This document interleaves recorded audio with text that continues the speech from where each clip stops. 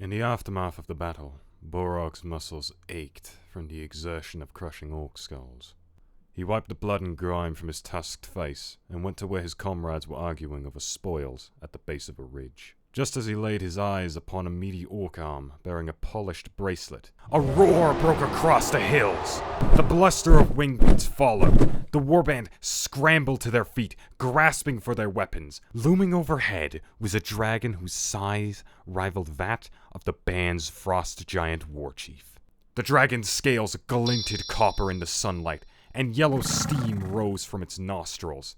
Terror seized the group. Ogres and reaver giants scattered in clumps every which way. The dragon swooped down, and from its open jaws, it sprayed streams of acid that melted armor and flesh alike. From the chaos, the warchief sounded his battle cry and charged. His massive axe struck out, glancing off the dragon's tail as it pulled upwards into the air. Borog found himself diving behind a rocky outcropping so as to not end up a sizzling corpse. "Up there!" shouted the warchief, pointing to the ridgetop. He hoisted himself up, scaling the rocks alongside 3 ogres. Though his allies' bravery was a thing of greatness, Borog's instincts forced him to wait for the opportune moment. Anger boiled within him, screaming to be unleashed. Once the frost giant reached a higher ground, he again swung his axe at the swooping dragon, this time only splitting the air. Fangs like 24 swords tore into his neck, and he collapsed. The 3 allies rained stones upon the dragon, battering it and nearly knocking it out of the air.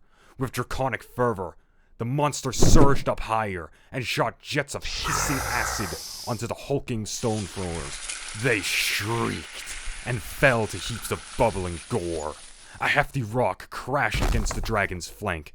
The warchief was back on his feet, his offhand clutching the neck wound. The copper dragon winged over and returned to face the frost giant, who led what remained of the warband. The impact of claws and fangs overwhelmed the chieftain, toppling him down the steep slope of the ridge. The dragon followed the tumbling body. It collected the warchief's coin-laden bag and stoked its wings to rise up again, but it went nowhere. Borog had sprung from his vantage point behind the outcropping and grabbed a hold of the dragon's hind leg. The ogre gave his own roar and tackled the dragon. It flailed about, unable to bite or breathe acid, with Borog's vice grip clamping its mouth shut. Sickle claws raked against the ogreish warrior, and he responded with a savage bite that took out the dragon's right eye. The worm screamed a horrid scream, beat its wings with all its might, and managed to escape the bear hug at the expense of much effort. As it took to the air, Borog's own claws tore ragged scratches along the side of its belly. Exhausted, half-blind, and nearly dead, the dragon flew away. The surviving ogres and giants emerged cautiously from the rocky landscape and approached Borog.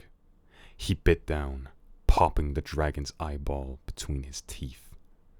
It was the best thing he had ever tasted.